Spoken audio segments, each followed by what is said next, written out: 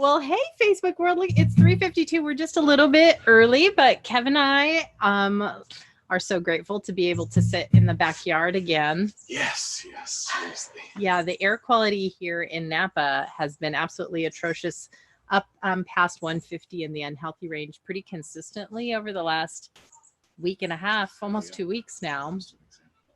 Yeah, so they're getting the fires under control, and it just depends on which direction the wind blows as to whether the air quality here is poor. But I do have to say that, you know, it's poor in other areas, and the state of California is still pretty much on fire. So our heart goes out to those folks.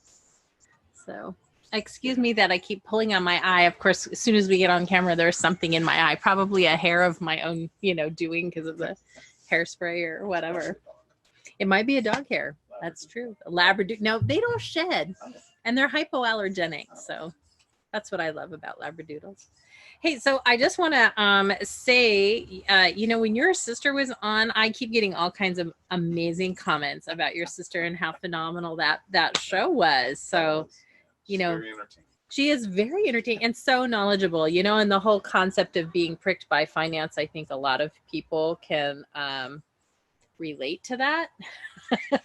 So it was kind of cool to hear her have some dialogue and share with us her pricked story about being, you know, pricked by finance and how she overcome it and what she did with it, which is just super amazing, because that's the whole point, is, you know, finding the strength within ourselves to apply those lessons to, you know, a positive forward direction. So I think that's pretty cool. What you got going on in your phone over there? I'm still waiting for it to pop up here. I don't. It's not popping up there. Let me take a quick look here.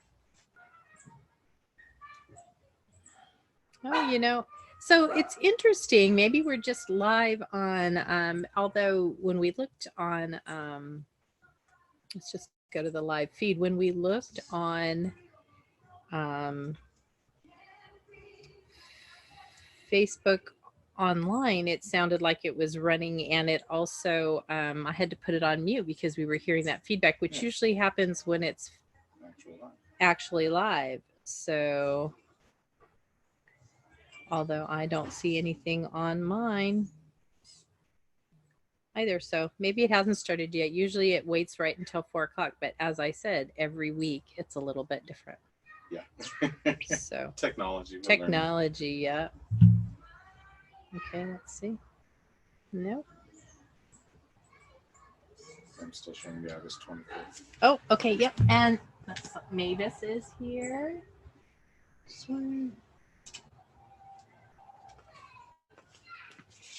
Ask me something semi-intelligent. I wonder what it was. Hey, Mavis. Are you muted? You might need to unmute.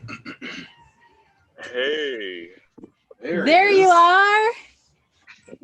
Tank tops and flip-flop is just fine. We are casual folk here, believe it or not. Absolutely. And my comfy jeans. Hey, Kevin. Wonderful. To meet you here finally. Yes, nice to meet you, sir.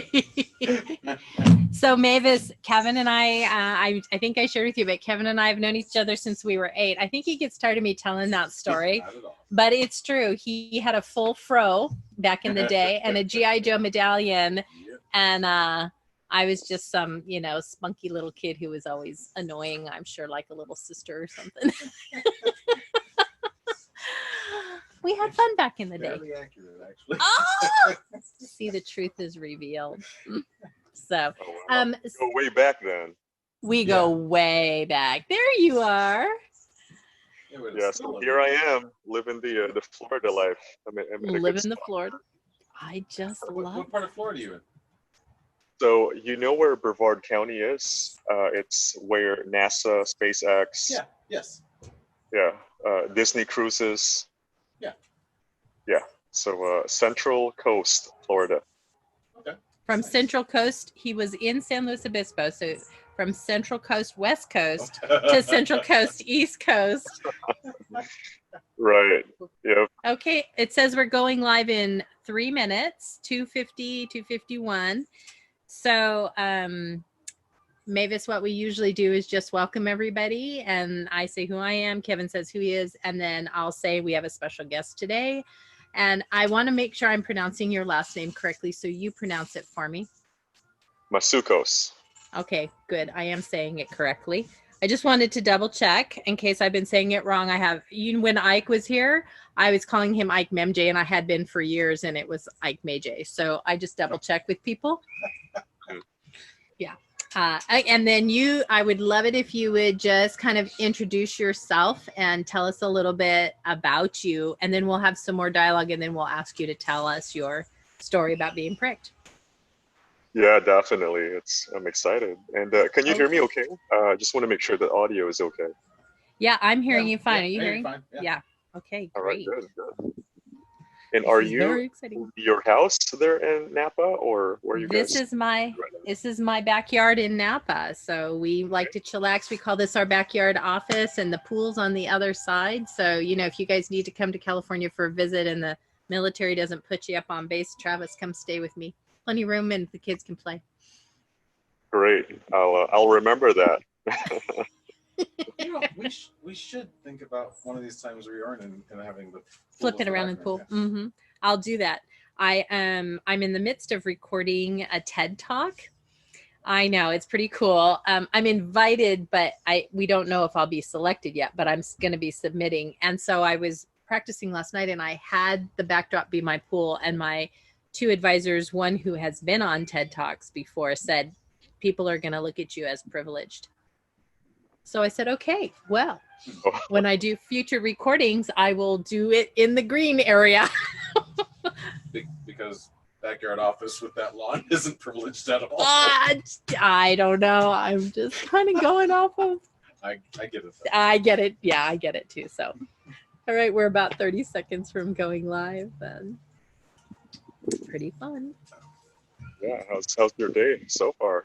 Pretty good. It's been great. I've been on Zoom calls and meetings all day. I got to participate in a panel presentation. I'm on the board of directors for Mentorship, which is a mental health agency here in Napa, and we got to see a presentation by Dan Siegel, who is a premier authority on childhood. He's a neuropsychologist for kids, and so some amazing stuff he shared today. So we're about 8 seconds away.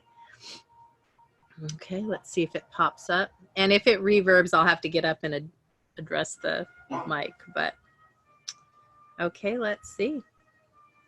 It says 000 going live. The video is now live. Do you see it? I saw it flip there. I did not see it flip on my phone yet. Okay. This video is now live. Watch live. It says 000 going live. The video is now live. We're on. Do you see it? I saw it flip there. I did not see it flip on my phone. Okay, now I have to put this on mute. Well, I'm just going to turn mine off. Okay, awesome. Well, hello, Facebook family. We're here in once again in the backyard. We're absolutely thrilled to be back in the backyard. It's been far too hot over the last couple of weeks, and then also we've been inundated with smoke from the fires. Of course, California is on fire, and Northern California has been hit particularly hard, and it's a little bit early in the season for us, but the air quality has been up around over 150, which is unhealthy. So Kevin and I have been for the last couple weeks in the house, but we're happy to be back out in the backyard. Yes, really happy. Yeah. So I'm Kim Brown Sims. Well, good afternoon. I'm Kevin Bowen. And this is Pricked Live. And we always talk about the concept of pricked, and pricked is basically that there are a lot of pricks in this world, and you can take that however you want to take it. The more fun we have with it, the better. I'm a nurse, and so for me, the idea of starting an IV or doing a lab draw or giving somebody a shot, I've pricked a ton of people. But of course, there's also the concept of working for pricks and, having boyfriends who are pricks or girlfriends who are pricks, or, having something happen to you that is considered a prick, such as an illness or a car accident or anything along those lines. And the reality is that we have all been pricked at some time or other in our life. And the good that comes of it is that if you take whatever lesson you learn or whatever epiphany comes to you during that trial and tribulation and apply it to positive forward momentum, then you have that understanding that that life lesson can turn out to be one of the best things that have ever happened to you. Yes. I had no follow-up to that. Usually Kevin has something like right on the tip of his tongue to say as well. So that's okay. That's okay. We are really, really privileged to have a special guest with us today, all the way from Florida, Mavis Masuecos. And now, okay, so we practiced his last name before I even got on here, and I told him, I said, I've been saying it right all along, but I'm going to let you say it so that I get it right. And now I've tripped over Kevin, it. they'll help him out. Kevin, Oh, let him try. Yeah. Kevin, you try. Yeah. Because I was paying attention. It's relatively Masuecos. Yes, ma'am. Yes, sir. You got it. All right, yay. So proud of you. Mavis. Mavis, why don't you introduce yourself and tell the Facebook world a little bit about you? Yeah, thank you, Kim. Definitely grateful to be here. Really blessed, that you asked me to be a part of this. I watched like a couple of episodes, and we talked like the concept of brick, and hoping that I could share, a few things to hopefully encourage others. Share my story and some of the occasions that I've been pricked, learned a lot about it, and to be honest, we've all been pricks to other individuals. So I think that's a good way to start. Before you change the world, right? You got to start with changing yourself. So, Mavis, profound. Well said. I absolutely love that. And as a matter of fact, I was telling these guys I'm doing prep for a TED Talk. And as I'm talking about the concept of being pricked and being a prick, I actually say that, I myself have pricked lots of people from the nursing perspective, but I've been a leader for 25 years in executive leadership for the last decade. And I know that there are a lot of people who would call me a prick and who have said that I have pricked them. And so, I think that just goes to show that even though your intention may not be to prick someone, how they interpret it, and if you don't check back with them to follow up, may be that you are a prick and that you've pricked them. Yeah, well said. I'm in food service hospitality, and I can share with beyond a doubt that there are those in this world who would say that I've pricked them at some point or been a prick to them. And just start off with an apology now. Exactly. I really am sorry. We're all learning and growing, and I've still got some growth to do. So my apologies to all of you who have felt offended by anything that I've done in the past. So I love that, and I'm gonna feed right off that as well. It hasn't ever been a time when I have intentionally looked at somebody like, I'm gonna prick you, I'm gonna be mean to you. And so if it has ever come across that way, same like what Kevin was saying, I take this opportunity to say I am truly sorry. And if at any time it appeared as if I was intentionally trying to prick you, then that's just more growth opportunity for me as well. And like you say, we're in a perpetual state of learning and growth. Being lifelong learners, I think, is what I've heard keeps you young. And I'm most definitely of that mindset that, remaining young and continuing to learn is where I want to be and where I want to go. So. Well, really quickly, Mavis, you've got some fans already. Our Ramona Romero says, hi, Mavis. And Carrie nice. Steck White says, hi, Mavis, with an exclamation point. Oh, Carrie. Hey, Carrie. Hey, Carrie, So much Ramona. fun. How are you guys? Hope to see you guys soon. Kelly Donahoe, actually, also when we just posted that we were going to have the conversation today, Kelly Donahoe from down on the Central Coast liked the post as well. So you've got a nice following from the Central Coast there. Wishing you well. That's good. Hey, Central Coast, miss you guys. Hope to see you guys soon. So Mavis, why don't you tell us a little bit about your current roles, because you have multiple roles, and kind of how your journey evolved to where you are now. Yeah, thank you. Well, currently I am the health systems director for a nonprofit organization, healthcare organization here in the state of Florida. So it's called Health First Inc. And they have a partnership with Advent Health. So I directly direct 4 hospital labs and 1 reference lab. So there's about 5 labs total. There's about 300 lab professionals in that. And when I got here a few weeks after, I'm not sure if you could recall that, but Florida was like the Wuhan, China during that span. So I've really sort of disappeared, from the online world a little bit and really just focused in work. And so really working a lot and just supporting the staff here. They've been in this mode for many, many months, and just taking care of them.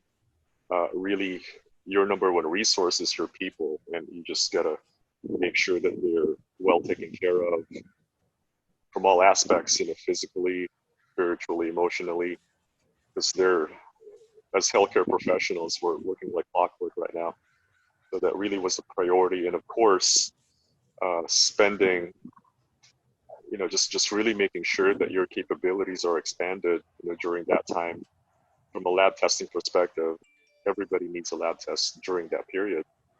And even now, and guess what's coming in a few months? Kim knows. Who knows? Flu season. Ding, ding, ding. So whenever flu season happens, every single year, influenza A, influenza B, and RSV is going to float around in the community. So you add COVID into the concoction. So a lot of the hospitals right now are prepping for that. So as far as the journey on how I got here, by the way, my second job is I'm a commissioned officer in the United States Air Force. So I do that too on my free time. So thank you for your service, Mavis. Yes. Thanks, Kim. Appreciate that, and really wear the uniform proudly, and I'm really proud to be serving. And it's an honor and a great privilege. I'm entering my 11th year in service. You're too young for it to have been 11 years already. I look young, but I'm not that young. Oh, I love it. I love it. Well, Mavis, you and I have kind of a long history having worked together on the Central Coast, and you have always just impressed me as someone who is incredibly thoughtful and humble, a great listener. You like to sit back and really understand where people are coming from. And that, of course, is the epitome of a great leader, is really what's now being coined as humble inquiry, humble listening, really seeking to understand where a person is, where they're coming from, and to care for those individuals first and foremost as human beings, and not, that number on a staffing sheet, right? And so maybe you could talk a little bit about, what influences you had growing up that kind of led you to the life philosophies and the temperament that you have now. Yeah, I think that's a really good question. I think I would really attribute the sort of approach and temperament that I have, just really even, not too excited, not too high, not too low, no matter what the situation is, just remain calm. That's definitely, I think, coming from my parents, mom and dad, if you're watching, hi. But yeah, definitely my mom is a gentle soul. She's very tough, but she's very gentle natural. She learned to be tough. Just so you know, my mom is a teacher. So she is a kindergarten teacher in this town called Compton, California. So yeah, so she's Compton tough. She's very gentle, again, very calm, but you don't want to mess with my mom. I don't think you really want to mess with anybody's mom. Yeah. But most especially a mom who's a kindergarten teacher in Compton. That is a very unique experiential skill set. Yeah.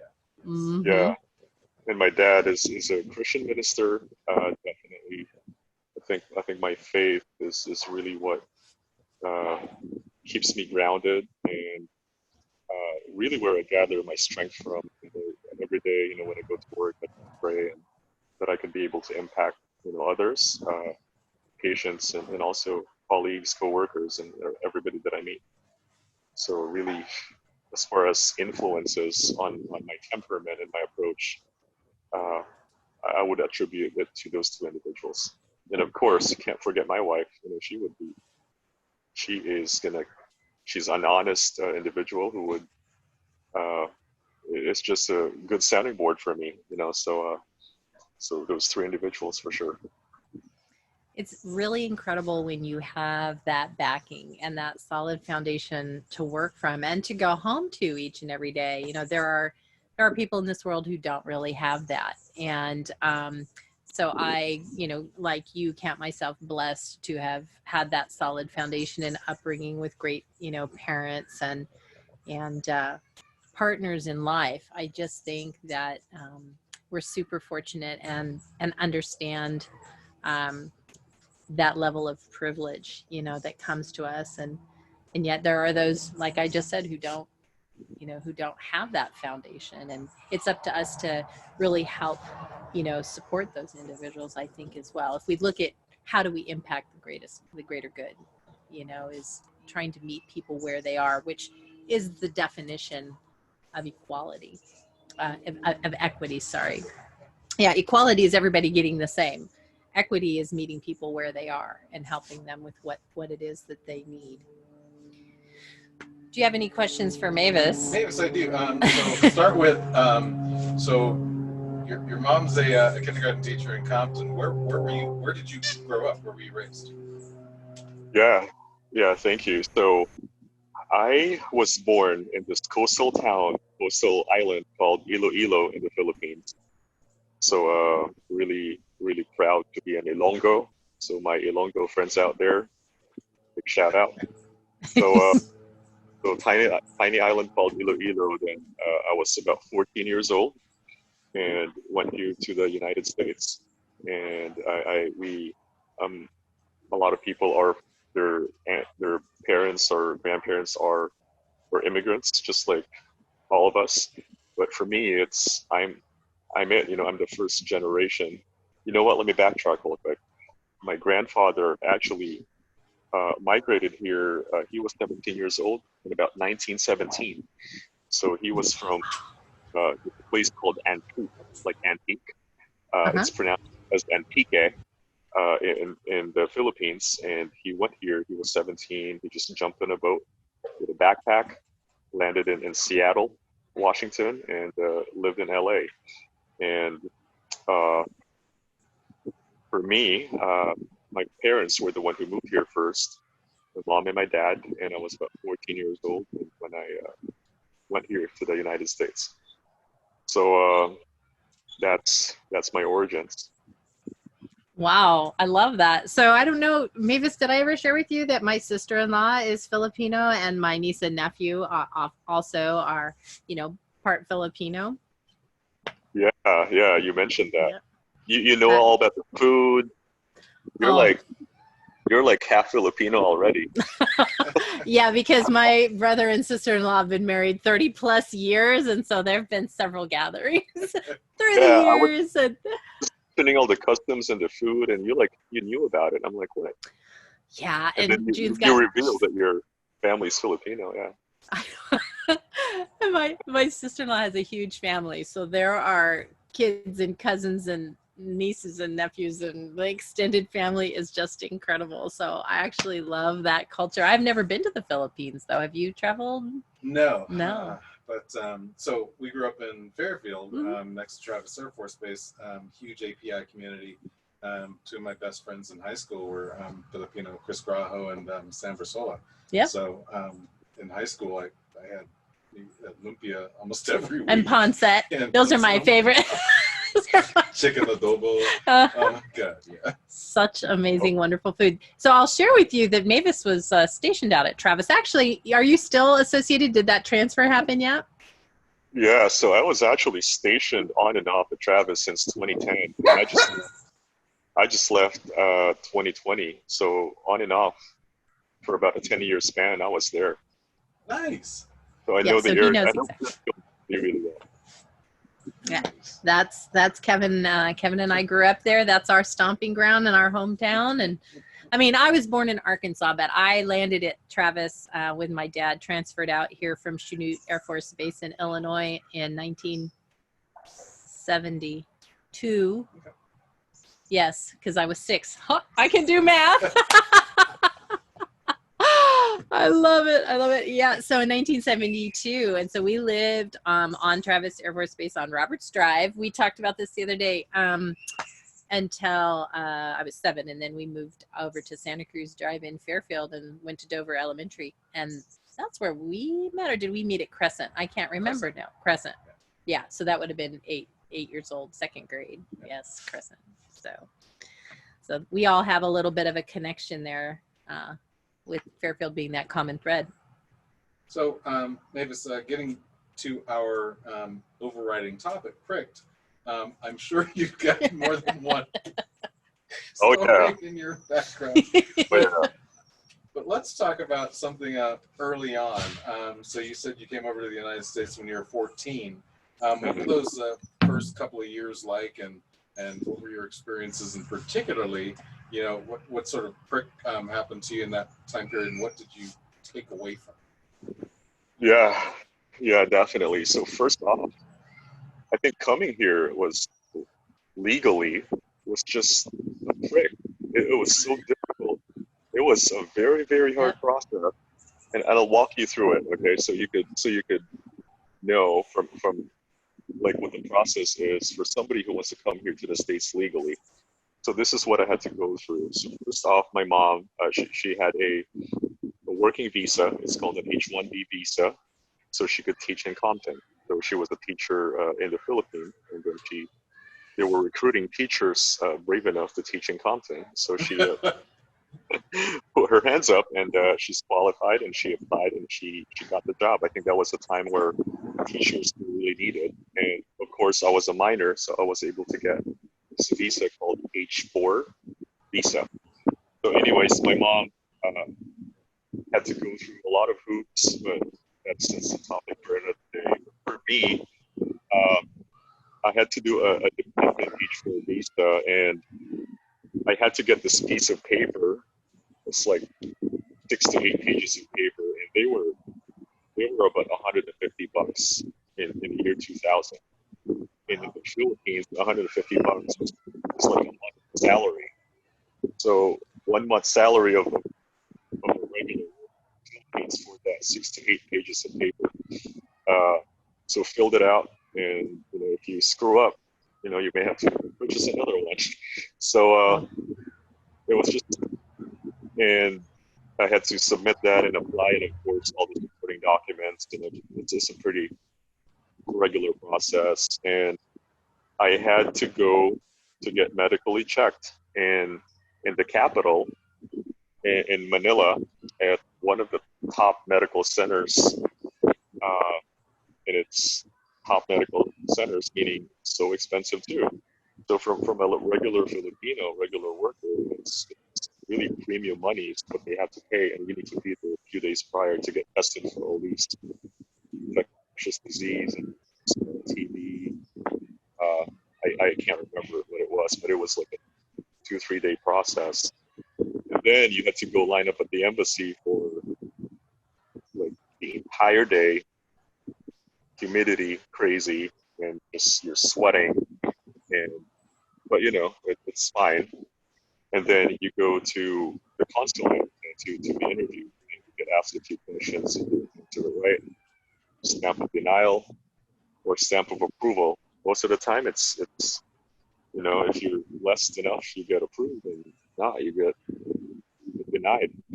So that's a lot of money spent. And so anyways, I went through the process, and finally everything was cleared, and I went here to the United States. But I think the point that I'm trying to make here is the legal process itself is hard, and I don't think much has changed now.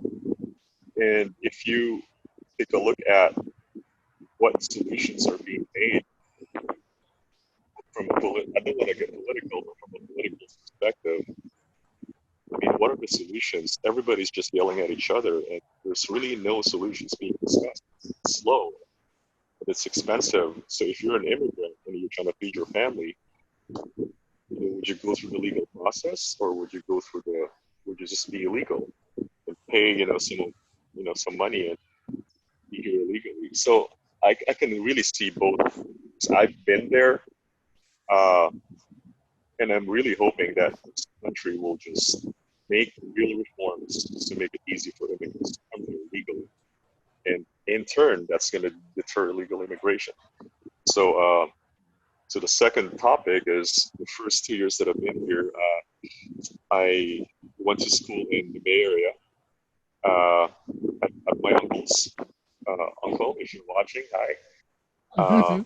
Spent some high school years there, and then I moved to where my mom is, Bell Tower in Los Angeles school district. So that was some pretty stark difference, from the Bay Area to LA County. As far as brick, definitely there are some learning curve that I need to learn. I think there's one event that really was a prick, during that time. I was a new kid in school in Los Angeles County, and I was called Mr. Ching Chong Ching Chang by this dude, and that was okay. It was a tease. That's fine.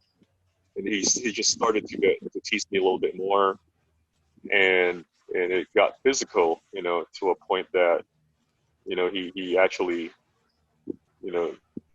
I think it's a classic case of bullying, got physical. And of course, remembering what my mom taught me, you always gotta defend yourself if needed, and I did. And so there was a fight, and I was suspended from school for 2 weeks, so I can't be in that school for about 500 meters in the radius of the school for 2 weeks. So I went home, and I'm like, I told, these guys know my mom. The teachers know my mom, so they're like, "Oh, your mom's gonna be so disappointed. Oh, your mom is like, she has a good reputation. I know her. She's gonna be so disappointed in you." And so I got sent home, and my mom told me, "Hey, Mom, suspended for 2 weeks." Why? What happened? Well, this guy was bullying me. I had to defend myself.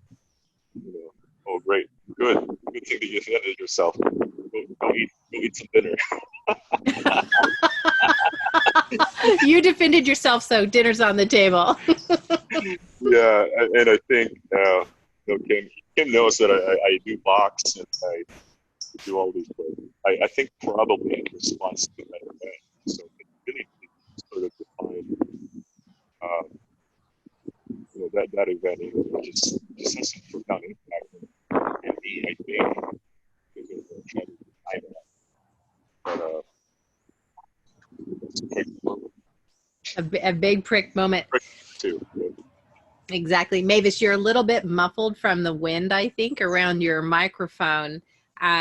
But what I heard you say was, with that altercation where you defended yourself and where you had the support of your mom, even though there was a consequence such as being suspended for 2 weeks, that the fact that you stood up for yourself, and then that was supported, and then you took that and applied it to making yourself more physically fit and able to, if need be, physically defend yourself even better in the future. Yeah. Did I get that right? Yeah. Yep. I try to cover my phone here so the wind doesn't get off. So let me know if it's still muffled. And, it sounds a little bit better now. Yeah. I just want to be sure people are hearing you, because you have such remarkable stories, and I've always loved the perspective that you have on situations like that.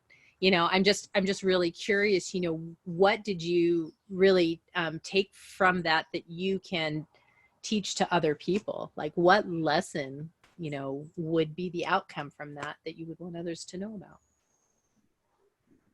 Yeah, so I think the situation is that I learned that I would like to share with individuals is we're all going to be presented with things that we cannot control.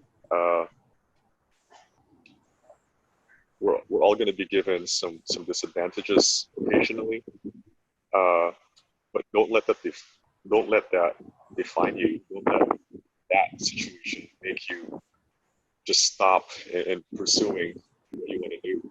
Just keep going. Stay encouraged. Rely on your loved ones. Listen to them, and just really do your best to help others around you while you're in the process of doing it. Just be, instead of that discouraging force or voice, be that positive voice, positive influence to the people around you.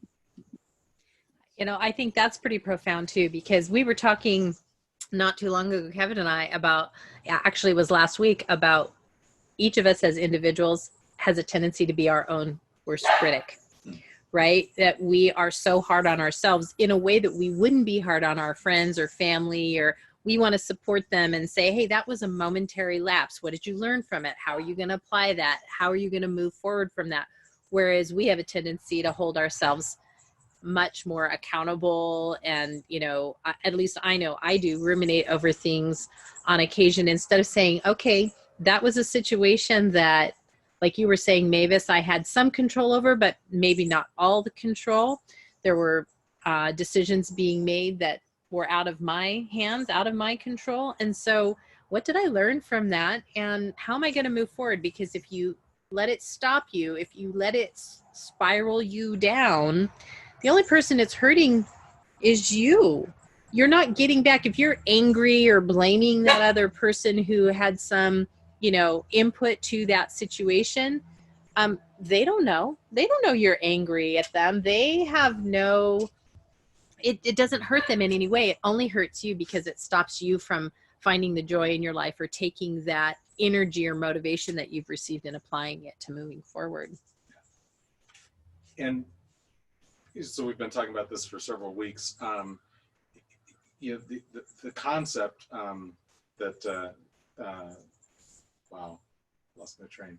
The concept between this movement of pricked, or as I prefer, the first incarnation of this title, Overcoming Pricks. It really is about what happens next. How do you take that prick and move beyond it? How do you make your life, yourself, your world better after the prick?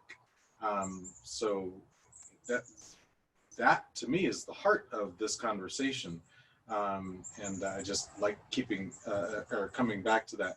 I'm going to turn it right back over to you, but I got to ask, Mavis, you said you were raised in the Bay Area. What part? Or you went to high school in the Bay Area? Yeah, so I went to Fremont High School, Sunnyvale, California. You know where that is? Yeah. So it was quite the culture shock going to Compton. Yeah. Yeah, definitely. Silicon Valley to LA Unified School District. Yeah, just that was a prick. That was a prick in unto itself. And Kevin, I'm going to tag onto what you said a little bit there too. One of the other aspects of having these people tell their stories and having these conversations and figuring out what it is that allows people to be motivated by these things that are happening is the fact that I'm also wanting to reveal common threads. And the common thread being, we all experience these trials and tribulations. Every single one of us experiences these trials and tribulations. And so that should be something that connects us versus setting us apart. And that's really one of the big underlying foundational elements of Pricked is we are of the humankind, and we even though we experience same situations differently, the fact of the matter is we have all had experiences that have not necessarily been positive. And again, if we can learn from one another in how other people handle it, or how we've handled it and allowed it to motivate us or light an inner fire and able to overcome and live just like this life of prosperity, then more power to everyone, you know. It's like, share it. So you were going to turn it back over to Mavis. You had another question for him? Before I don't have a comment, a question, other than I want you to expand upon what Kim was saying, but just real quick to some more of these comments. Carrie Steck White, this is going back well, also said hi, Kim and Kevin. Aisha Hunter is out there. Great day, Kim and Kevin. And Cassidy Louise says, I love your videos so far. Oh, wonderful. Cassidy. Okay, so Cassidy is a good friend of my niece, Erica. Oh, okay. Yeah. And you know Erica. You worked with Erica at Silverado. Yeah. Wonderful. Where'd you tell me she was at? She is at the Hilton in Fairfield. Okay, yes. Yep. So Mavis, more pricks. Tell us about, why the Air Force? My parents were both military, both Air Force. And why the Air Force? And sounds like healthcare. So tell us about those, and what did you have to overcome moving into those two realms? Yeah, so I had to move here in my car because it was getting very windy out there. So hopefully you can be better here. We can hear you great, yes. That's good, that's good. So yeah, military. So to be honest with you, just like with any other young airman coming in, vacation, okay. Which is, oops. We can hear you. It tried to switch over to your car, didn't it? Yeah. It did. So let me fix that. Well, we can hear you now. That's good. Okay. Yes, we can hear you well now.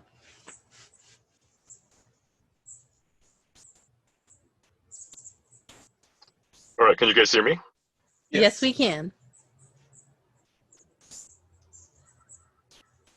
Uh-oh. Can you not hear us? All right. So sorry about that. Can you hear me? We can hear you. Can you hear us? Yes, I can. Great. Is it echoing at all, or is it pretty good? It's good for us. All right. Okay. So yeah, so joining the military for me, I think the biggest drive is definitely education. So just like with any other young airman out there, it's a big motivation for them to be able to advance themselves. Definitely trying to provide for my family as well, you know, was a key driver along with that. So I had a young family when I went in. I had my firstborn son, Clarence. So and also the desire to be a part of something, you know, bigger than myself, like the United States Air Force. And I'm so blessed, you know, to be in. It opened a lot of doors for me. I feel like there are some things that I've done when I was on active duty service that I was really able to make a positive impact, not only to the patients that we served, but also to my colleagues and the individuals who were junior to me. So I really found that to have a profound, lasting impact, you know, in my career. So why healthcare? You know, I think just the desire in me. My parents were both pastors and missionaries, and they really just want to serve, you know, others. And I think that the spirit of service definitely just carried over. And what better way to serve others? You can serve a lot of people in multiple ways, but healthcare is really what I think drawn me, and that's why I did healthcare and chose healthcare. I think a lot of people have that same sentiment. I'd be curious to know your perspective on this as well, Mavis. You know, so many times when you ask nurses and physicians and other folks in the healthcare industry, you ask them, what's your why? And it's really to help other people. You know, it is that service industry. And actually, Kevin, you and I have had dialogue about the fact that hospitality is also, it's a service industry. It's, you know, helping people be able to relax or enjoy a meal or celebrate something special. I mean, maybe you want to expand on that, and then we'll get Mavis's perspective. Yeah, so I sort of fell into hospitality and food service. I took a part-time job here in Napa a little over 30 years ago and stayed. And it was really, I got into banquets, private dining, and that made sense to me. I don't know how to explain that, but I enjoy helping other people celebrate. Oftentimes, I'm not part of the party, but I feel like I'm part of whatever the occasion is, especially weddings. I talk about how much I hate the wedding setup up until, you know, the bride walks down the aisle, and it breaks my heart every time. It's just the best part of the day. And it makes all of that hard work prior to those steps mean something. So I gain meaning from being a part of these special occasions, weddings and birthday celebrations and anniversaries and the occasional going home party. So I'm taking some stress off of someone else so that they can enjoy what it is they're doing. And food service in restaurant and other and more private settings, I still find a way to make it personal. It's important to me to touch table. Even in management, I get to visit tables and help elevate that experience, even if it's just their breakfast or, you know, coming to get a cup of coffee from the continental breakfast. It's an easy way to help someone enjoy what it is they're here, particularly Napa, here for. So that's my joy. That's what I get out of it. It feeds my soul. So in a similar vein, but without the blood. Oh, well, okay, then. That's true. I mean, both Mavis and I have experienced the whole blood component. So, yeah, absolutely. And Mavis, do you want to expand on a little bit more about, you know, maybe a certain situation or a defining moment when you were like, yeah, what I'm doing right here in this moment is pivotal for me in kind of solidifying your choice to go into healthcare? Yeah, so it probably has to go back to this guy, and if you're listening, you're gonna get a special shout out. So this guy, his name is Tino, and I'll never forget Tino. But he was a medical lab technician. He really wanted to further himself, you know. So he asked me for advice, and he said, "Hey Mavis, you know, I really want to become a medical lab scientist, just like you. So could you be my mentor for University of Cincinnati, because they have this mentor that is supposed to walk you through the process." And I'm like, wow. I mean, that right there, I was asked to be a mentor for someone who's looking up to me, who believed in me, that, you know, I'm somebody that he wants to emulate. I mean, that was just an honor. I mean, I was a young supervisor back then as well. And that just, I had to like pause for a little bit. I couldn't believe it. And I said, you know what? Of course, man. Of course, you know, so I'll flip heavens and earth for you, you know, to make that happen. And I really pushed him, and you know, meeting his wife and his kids. And hey, Tino, he's working for the VA now. If you're listening, man, you're famous on Facebook. But really proud of him. And that's just one person. And I think to the listeners out there, all it takes is one life, that you could positively impact. You don't need, again, going back to my initial statement, right? All it takes is one person. Start with yourself, and if you can positively impact one life, one person, start there, and that's really how we can make a bigger impact by accumulating those small wins. So I think that event right there with Tino really solidified my choice to be a healthcare leader. First of all, it gives me chills to hear you say that. And it's about the perspective of paying it forward as well, right? Because when someone fills you up like that, you get as much from giving to them as they get from learning from your expertise. I love that whole concept of mentorship. And if you can remove an obstacle for someone to help make their life just a little bit easier, pave the path for someone coming up, the ranks, to make their life just that much better, easier, or create opportunity for them that you yourself didn't have, that is just beyond anything, any gift that you can ever receive, and I think we all have stories, that one, lots of stories, but that one pivotal moment where you're just like, I am here, this is my why, this is my calling, and it's all solidified, because of that. So yeah, absolutely love that. Absolutely love that. Do you got any comments on Facebook today? Yeah, so Erica English says, loving these videos. That's my girl. Nice. And Thomas Jeffrey Edwards says, Kim! Hi, Jeff. Jeff, the bartender, he's famous at Roma Cafe in Slow. Nice. Absolutely love it.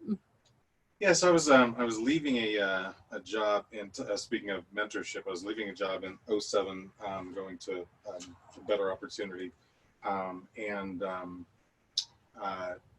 leaving for a very good reason, but two very good reasons. Mm-hmm. I ran into about 3 or 4 months after I left one job, I ran into a former a coworker from the previous job, but he was in a different department. Mm-hmm. And we were just kind of catching up in the Safeway parking lot. And I was telling him what was going on. And I said, well, do you still keep in touch with, any of the old guys? I said, well, yeah, 8 of them came over to the new property with me. He's like, well, that's a compliment. I said, wow, yeah, because it is. It is when people follow you. Yeah. So, yeah, mentorship has also been one of the things that I've tried to be a teaching manager, teaching leader. Not always successful, but but the wins are important, and it really is, as you said, Mavis, just that one, make a difference in one person's life. It's the story of the starfish. Right. Yeah. Exactly right. You save the one starfish, and Kevin, I'm going to ask you, who is one of your mentors? Oh God. Hope he doesn't mind me using his name. David Shipman was the when I first started. Well, David and I go way back. He was hired as the night manager at Auberge du Soleil, but he came out of the Ritz-Carlton franchise. And a couple of years after we had both left, actually, no, it was the same year. We had both left Auberge. And he had taken a new job at a little hotel in Yountville called Vintage Inn, and they were developing a second hotel on the same property called Bellagio Inn and Spa, and David asked me to come down to Vintage and train their bartenders. So I did, and spent a few days there, and then a few years later, he hired me as it was really an odd title, but I was in charge of the banquet department. And I worked with David for several years there. And I just learned so much from him. And he really took me under his wing, taught me a lot of management philosophies, very intelligent man, and yeah, I consider David really my first mentor. So I've had a lot of great bosses, but never had anyone that really took that leadership and rolled that into like a whole care for me. It wasn't just about the job; it was about developing me as a future leader. Yeah, as a human being. As a human being. You know, we had I'm part of the California Association of Healthcare Leaders, and we recently had a panel discussion, and one of the elements of the panel discussion came up, and that element was mentorship versus sponsorship and the difference between the two.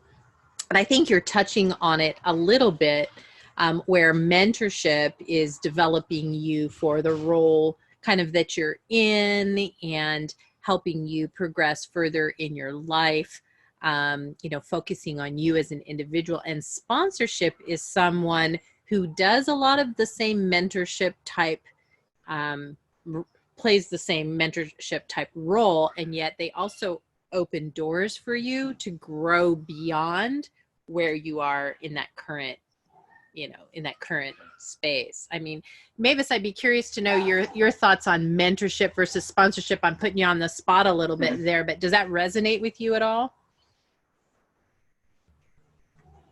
Yeah, definitely. And Kevin, by the way, if you're asking who I consider one of my mentors, look no further. So really consider Kim as one of my mentors, and yeah, she's been a good listener to me, and gave me some good advice. And I really, you know, want to aspire to be like him one day. You know, that's an honest statement. You know, that it's not trying to brown nosing to Kim. You know, but I think it's real. You know, I think, and I want others to sort of, I'm going to be able to inspire them as well to better themselves and improve themselves. You know, and just be that person who's going to push them to and encourage them to pursue whatever it is that they want to be. So, so yeah, truly resonate with the statement of sponsorship, you know, versus slip in my head. I'm sorry. Mentorship. Sponsorship I'm and sorry, the dog mentorship. is a There you little go. distracting. Yeah. And I'm super it's okay. honored by your comments, Mavis, that this conversation wasn't a plant for that, for sure.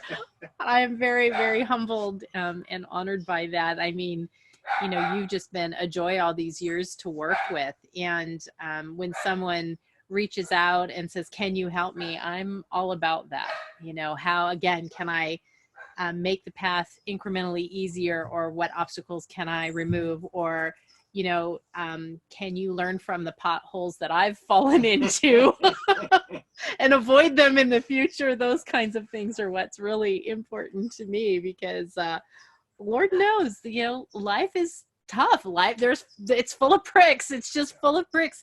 And how can we help one another to avoid those pricks? Or what knowledge and experience can we share so that people can take the pearls of wisdom that work for them and apply them to their toolkit, so that they can move forward and just do, you know, achieve what it is that they set out to achieve. So Mavis, so Kim invited you on, what, 2 weeks ago? I think so. So and you said that you've watched a couple of our videos, and I'm sure you were looking out for for the pricks in the last couple of weeks. Anything happened recently that you'd like to share? Oh man, that's a really good question. It seems like if you're in the hospital, there's pricks every single day, and it's just a multiple grind, times a day. multiple times a day, because it's just, you know, this whole thing for healthcare professionals is just, there's no playbook, and many times I'm sure many healthcare professionals out there listening is just making it up as you go. So I think, you know, there's just a daily grind of pricks day in and day out. And I think what really I've learned from this is understanding that it you need to be, you can never forget to humanize each and every single individuals that you encounter. So there's a lot of stress going on right now in the workplace and how to navigate it. And you can just never lose track, that, these are humans that are facing problems in their families, and they may have lost a loved one, and you work, and then it's so stressful because you can't move the patient from critical bed, and you're trying to discharge the patient, and there's just a lot of frustration. The lab test is not being done. Why is it taking you so long? Why don't you have enough reagents? So you can never lose your cool and really be mindful of people around you and just be the best professional that you could be.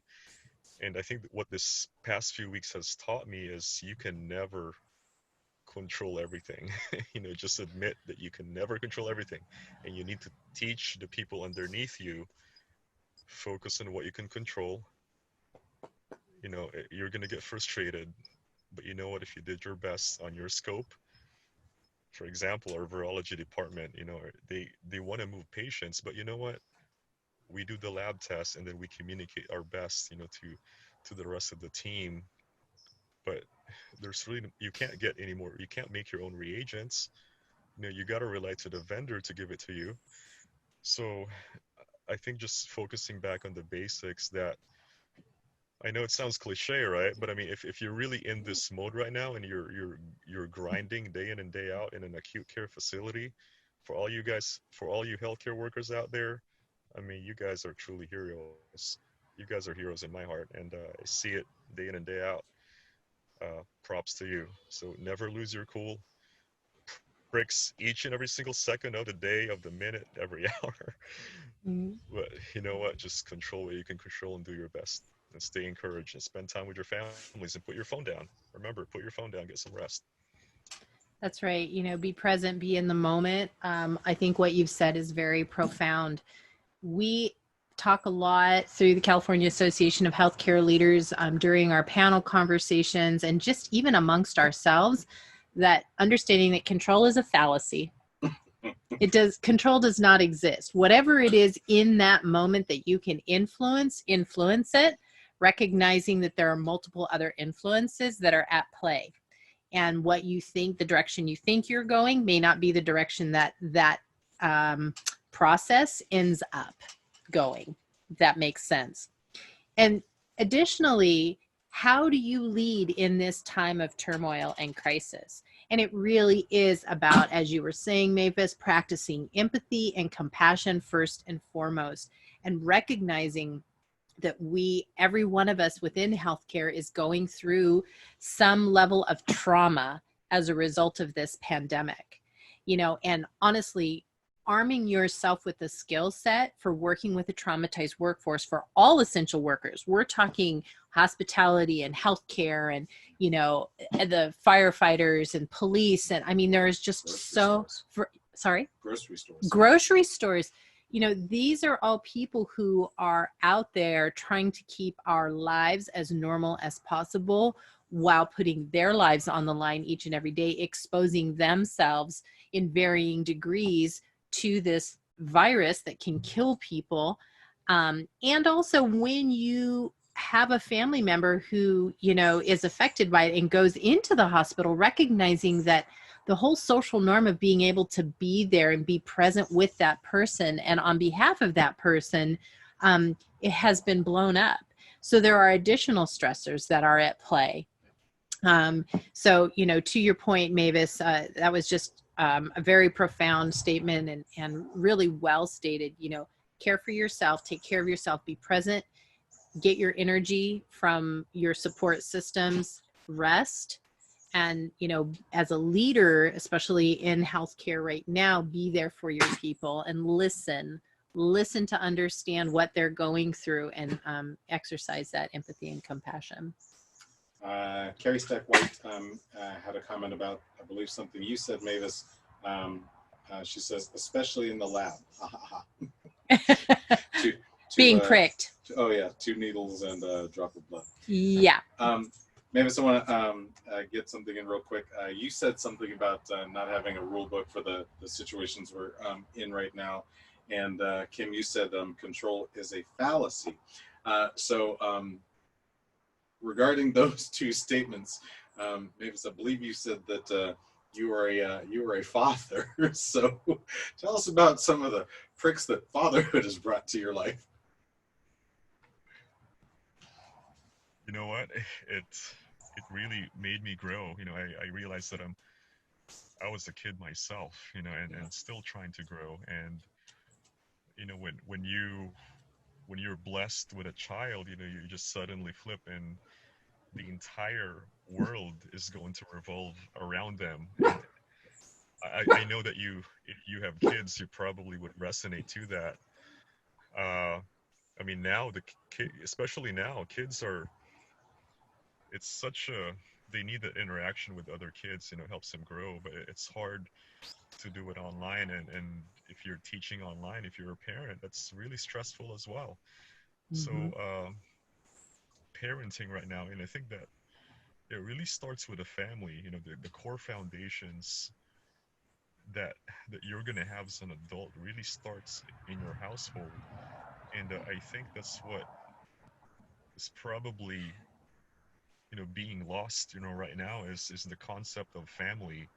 And it's really, and it's some individuals don't even have that. So again, just maybe, when I was in the military, this chief, going back to mentorship again, this chief, would always say, is there anybody here in my command that has no family to eat in Thanksgiving dinner? And I'm going to open up my house to whoever you are, and you're going to spend Thanksgiving. If I'm going to find out that you did not go to anything and you were by yourself, you're going to get in trouble. So, you know what? There's always somebody who would take him up for that. And I thought that was just an amazing, display of leadership. This person probably doesn't have a family during that time. And I want to sidetrack a little bit, but suicides in the military is a big issue. Mm-hmm. There's a lot of deaths in the military, year in, year out, and we don't talk about it much, because you take these young guys and gals from their family, from their comfort zone, put them in a location somewhere, and they don't know anyone, and it's so stressful putting on the uniform and dealing with all the stuff the military has to deal with. And it usually happens, I mean, you guys are military dependents, but suicides happen during the holidays. Mm-hmm. So again, going back to the concept of family, if you're blessed to have a solid family structure in you, and there's somebody who doesn't have a family, you know what? Again, start with that one person, just like that chief did, when I was a young airman. That's right. Become someone's family, right? And that concept resonates with me 100-fold. I'm adopted. My parents chose my brother and I, and they created a family in that choosing. And blood is very thick. Who you choose to surround yourself with and create a family with, that's pretty thick too. So I love, it's a very positive note on which we could end. And that really just allows everyone to know that who you surround yourself with is your family, and you have the option and the choice to create a family and to open your doors, as Mavis was saying, to those in need. And when you do that, when you look out for others, when you create you do what's right for the greater good, then you're making the world a better place. Yeah, I agree. Carrie Steckwhite had one more thing to add. I was thinking about that. Having pricks at work is one thing, but adding the prick of distance learning as a full-time working parent of 2 elementary school students adds another level. It absolutely does, Carrie. And today I'm privileged to be a part of the Mentis Board of Directors. Mentis is mental health agency here in Napa. And we had Dr. Dan Siegel on a webinar today. And Dan Siegel is a renowned child psychologist, and he might be a psychiatrist, so forgive me if I misstated that. And he has got some great books out on working with children, understanding where they are developmentally, and working with them to create a solid foundation, especially in light of the crisis and the trauma, the adverse childhood events that impact us as parents. One, identifying for ourselves, creating that self-awareness of how our upbringing has impacted how we respond to our kids, being able to work through that, and then you know, being able to be a better parent for your own children. So he's got a multitude of books out on Amazon, and I think the one, I might get the title wrong, but Parenting Your Inner Child, something along that line, is what he was speaking to today. And it had some really profound information to share, and you guys might check that out. So with that, it's been an hour yet again.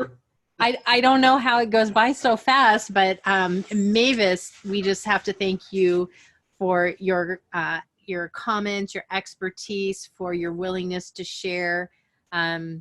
We absolutely are blessed to, you know, have you be a part of our family. And my friend, I wish you the best always. And I'm sure you and I will talk soon. Mavis, it was absolutely a pleasure to meet you via Zoom. Next time you're in California, please come by and say hi. I'd love to host you. Yeah, to my California friends, you know, hopefully you guys are hanging in there. Stay strong, be there for each other. Going through a lot, California fires, and you know, of course, I'm not even going to mention what that is, but yeah, Kim and Kevin, good to meet you. Really honored to meet you here, and yeah, an hour went by very, very quick. You know, it was so much fun talking and learning from you guys. So thank you. Well, we learned a lot from you too, and thanks so much, Mavis. All right, well, that's a wrap for us this week. Join us again next week, same time, same place. So when we were little, it was same bat time, same bat channel from Batman and Robin, and 4 p.m. on Tuesday. And we've got another great guest coming to us next week, Mike Ryan. And I guess we'll talk then.